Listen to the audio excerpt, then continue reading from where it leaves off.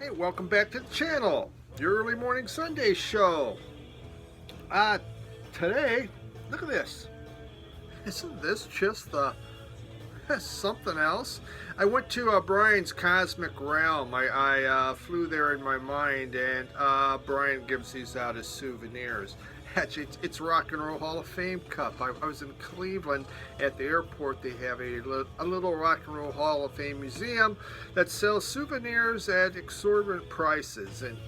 But I saw this mug and go, well, isn't that just kind of fun? So I paid the stupid high price and bought me the mug. I've been to the Rock and Roll Hall of Fame a few times. I just never have time when I'm there at work and this is not open in the evening. Otherwise, heck, I'd be going there a little more often. Makes the coffee taste good though. I was staying downtown in Cleveland. I like to stay down. There's a lot of neat little places to eat. It's just kind of the fun atmosphere. Not that I do anything. So I wanted tacos, and I want tacos tonight. It's kind of the most exciting part of my day. Where am I going to go eat? I want tacos, and so I'm walking to a place I know that has those kind of tacos that are like $12. My company's paying for it, so it's okay. I can have a $12 taco. And as I'm going there, I go by this Vietnamese restaurant. It's called Saigon. And every time I go by there, there's nobody in there, just a couple people. And I'm also, why doesn't anybody eat there? And so I'm on my way to tacos because that's what I want. And I'm looking and I go, nobody's in there again. I'm just going to go in there and eat to find out why nobody eats in here.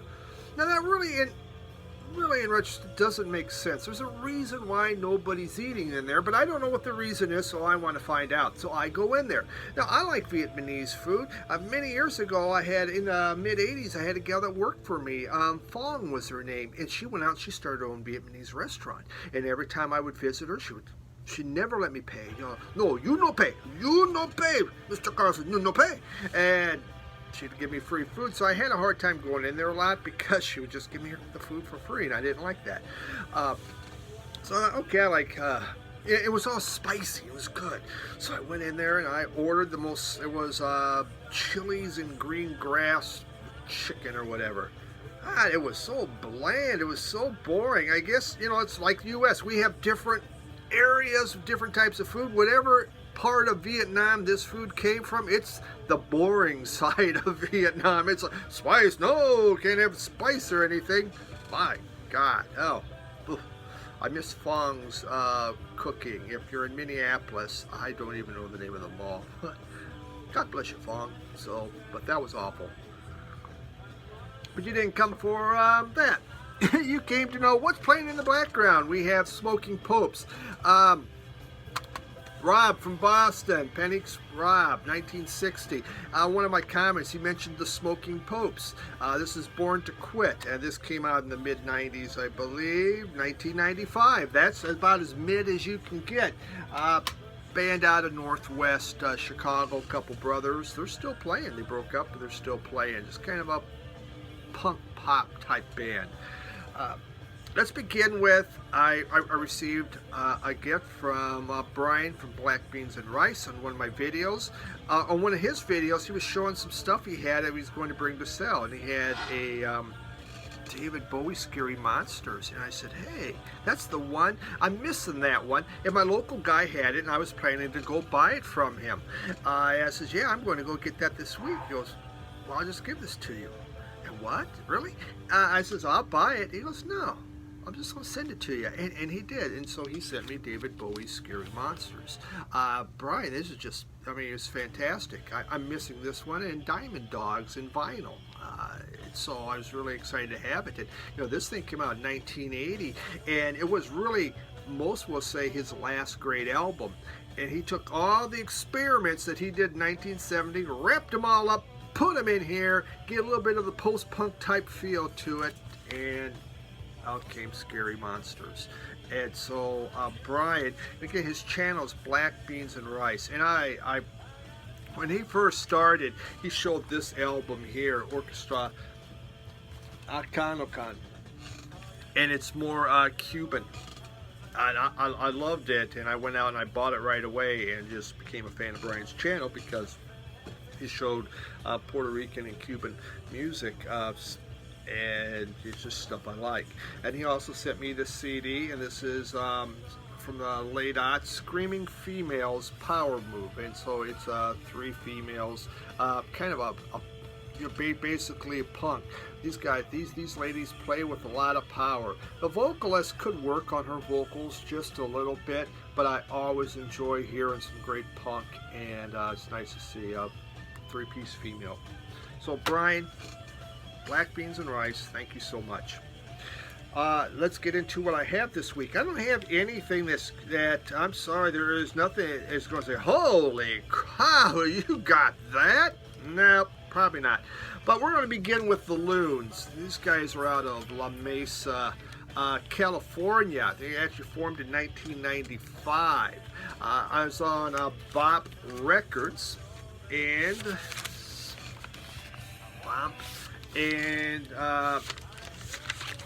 they had a couple of their albums. I thought I would give them a try. They look kind of fun.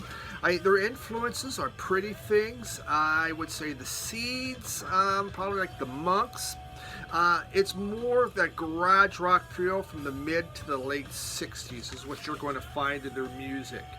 It was a husband and wife, what was her name? Anja Diabol, I believe. And the guy's name is Mike Stax, and he actually is the singer for the Crawdaddies. But they got together and they formed a group called the Loons. And it's just kind of mid, shall we say, psychedelic rock with some pop influences in there. Nice garage rock kind of sound. This one here, this is Red Dissolving Rays of Light.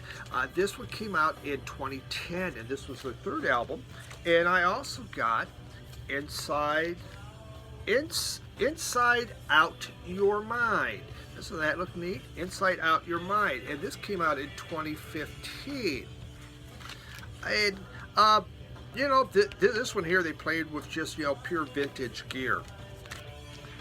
It's is it the most outstanding newer type of garage rock, psychedelic rock? No, it's not. It's kind of right in the middle, but it was a fun group. It was fairly inexpensive. The Loons, check them out. You can see their stuff on Facebook. There's probably videos out there. So it was a fun listen. Didn't blow my hair back, but it didn't make me say I'm not going to listen to them again, and I've spun them a few different times, so not a bad group.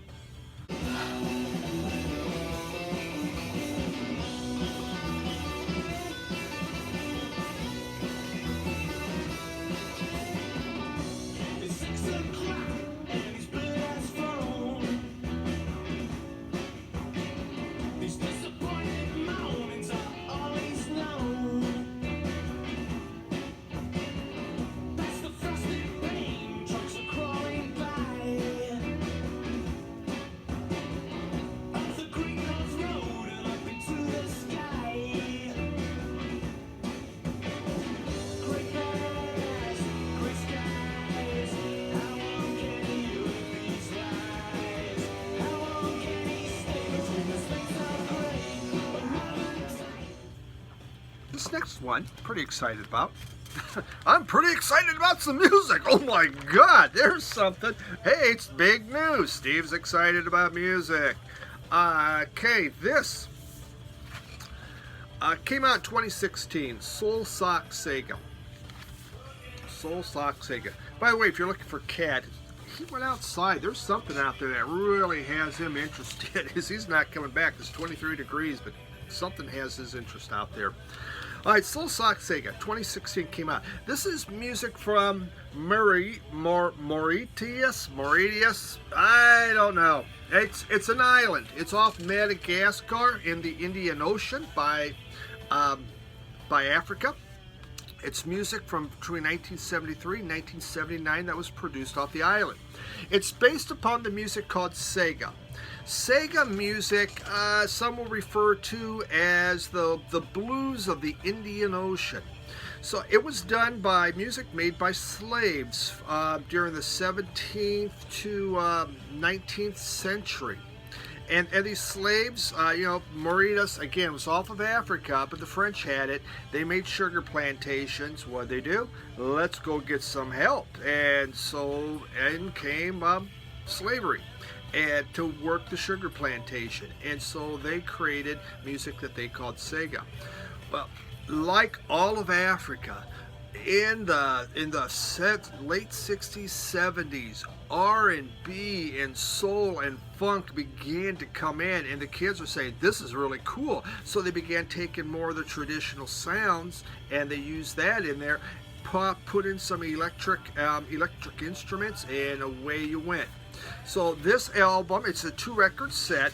It's basically composed of almost all singles because that's what they did. There was rarely a full album made. Who had the money for it? It's a poor African nation. It's like they're out buying full albums, but they would buy singles. So it's a compilation of very rare, very hard to find singles. So, some have great recordings, some are kind of so-so. It's the music it's danceable. There's rhythms to it. It was played in dance halls, but you also get a lot of this. There's some psychedelic sounds and some just different things going on. The one I'm going to play you, Tila Afrique, and it's actually by a group that called themselves Soul Sock Sega. So it's what the album's named after, that group. But it's an early song on there.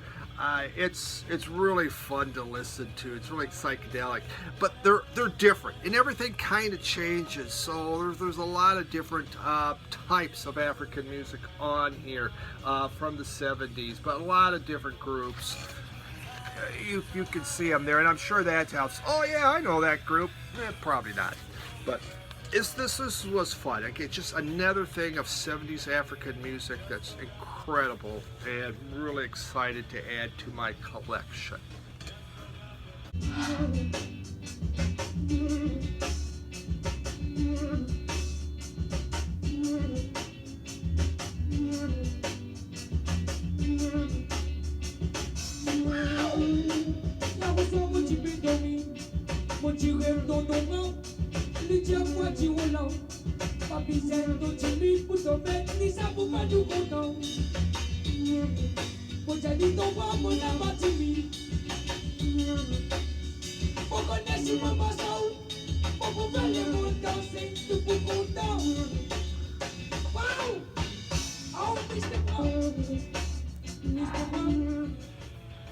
Moving on, I had this album called Mistress America. It's a soundtrack from a movie that I never saw or heard about in 2015, and maybe some of you did. But why I bought it, because I have bought soundtracks for movies I've never seen because of who's on it. Here's one of those cases. This was done by Dean Wareham and Britta Films. They're from the group Luna, and of course Dean Wareham is from also Galaxy 500. So they did this soundtrack. It really has an 80s synth pop feel to it. It's like if New Order did an instrumental album, you would have this. Now, there are some groups. You have Paul McCartney sings No More Lonely Nights. You have Orchestratal Maneuvers in the Dark doing Souvenir. Dream Baby Dream by Suicide's on here. And by God, You Could Have Been a Lady by Hot Chocolate. Gosh darn, I loved Hot Chocolate. If you're interested, well, try not to shake that too much. There's a download card for that. Please feel free. First come, first serve. And you can have this. It's limited to 1,000 albums. It considers soundtrack from 2015, and I got one. I guess that 1,000 isn't that big of a deal, is it? So ooh, highly collectible. Not really, but I love Luna, Dean Wareham, Britta Phillips. I have some of her solo stuff, so I had to get it. It was really, didn't have to, but I wanted to get it.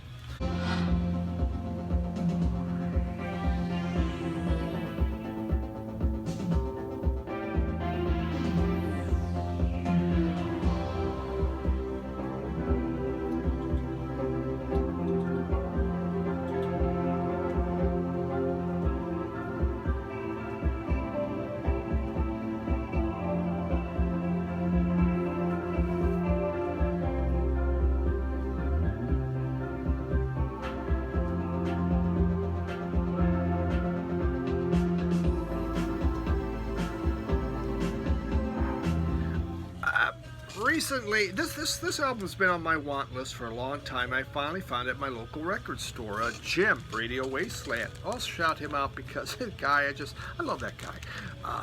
Visit him every Sunday. But I'd been looking for this forever, and it was Jean-Michel Jarre, Oxygen. Cool album, and so I bought it. Well, suddenly I bought a couple albums from Michael P. Dawson, and he gave me some VCLTs. You can kind of see it, a little rough there, but it's an original.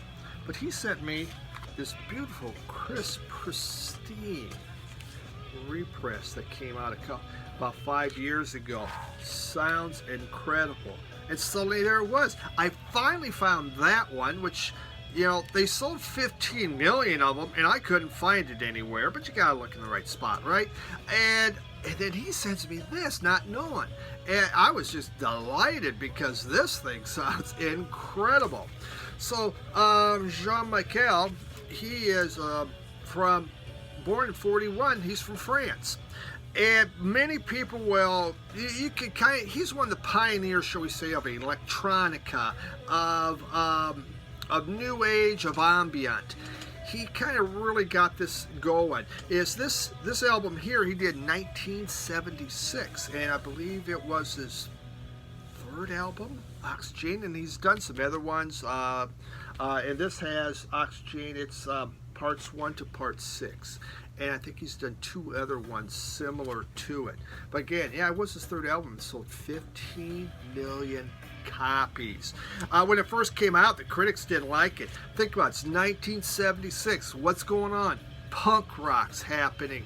That's the new thing. And suddenly this comes out, and it has that ambient. It's not like a suicide type electronica going on here. not that the critics like that either. He based it upon a picture from Michael Granger, and this is the picture. So he wrote the music based upon this picture. So it's kind of interesting how that came out. But I was delighted to have found it, and then Michael P. Dawson, check out his channel, sent me this, and really excited to have it. So thank you very much, Michael. DJ High Noon, Tim, DJ High Noon, he talks about a specific person a lot because, you know, well, he's DJ High Noon, right? And the person he likes to talk about, his name is DJ Shadow. I know nothing about DJ Shadow, but Barnes & Noble, on their half off, they have this, Private Press, and this is DJ Shadow's second album.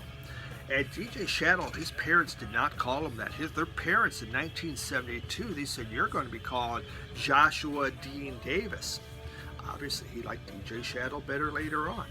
The guy has 60,000 records. That's my man. So we talk about, God, you got to get rid of records. You got to get rid of records. DJ Shadow has it. Dang it, 60,000. I got a ways to go. So I got to keep going at this thing, not giving up anything. He's got 60,000. He makes all kinds of money off it. Private Press, this came out in 2003. It was his second album. His first album was called Introducing, and that came out in 1997. So really what this guy's known for is taking snippets, and he manipulates these samples and recordings, and then he pastes them within his music, and he kind of just puts them in a way that's totally different and unique. You know, he does basically hip-hop, trip-hop, electronica, or something called sampadelica. Yeah, how's that for cool? Sampadelica! And it's a 2-record set. Nice, huh? There he is. There we got up back. Look at that. You get lots of cardboard in this sucker. So I was happy to have this. I enjoyed it. It was very good. It's kind of, it's like taking the beats of 80s synthesizers and industrial grind a little bit put in there. And as one person said, they said he finds the ghosts in people's music and sets them free. And that's what it does. So when you listen, you hear all this interesting little stuff going on. There's even little vocal snippets because basically it's instrumental, but you hear things that he finds in how he puts it into the music. So DJ Shadow, and it's called The Private Press. Fun listen, enjoyed that. A little bit of soul. Here we go. Here's a fun group from the Music Explosion. They had the hit A Little Bit of Soul. Da, da, da. Well, actually, a rap group did that one. But A Little Bit of Soul was their one and only hit. These guys came out of Mansfield, Ohio. Remember, I talked about them a couple weeks ago with the bubble gum, and there was, a producer that came down there, and I believe Katz was his name. Kastnitz and Jeffrey Katz, and they were just trying to find people to sing songs, and they were creating groups. Well, this was actually a group, and they did produce one album. They had one hit, and it went to number 2, which was Little Bit of Soul. Well, this came out in 1986. This is the very best of Little Soul. Think about it. They produced one album, and somehow now we have the best of from one album. Well, there's also, they did the B-sides. The thing is, the B-sides was not done by Music Explosion. It was done in the studio. It was just kind of throwaway instrumental tracks that Jeffrey Katz found, and so they just had studio musicians do it. So again, it was the studio manipulating, hey, we're going to write these songs, we want you to do it. The nice thing is on here is some of the music, a lot of the music was written by the actual group, the Music Explosion. It is garage rock. It's fun garage rock, shall we say. It's neat. I enjoyed this thing. I know that song. Again, just one and done, one hit wonder here. But at least they were able to do a full album, and the album. For instance, this album's not bad. They're greatest hits. It's just good garage rock.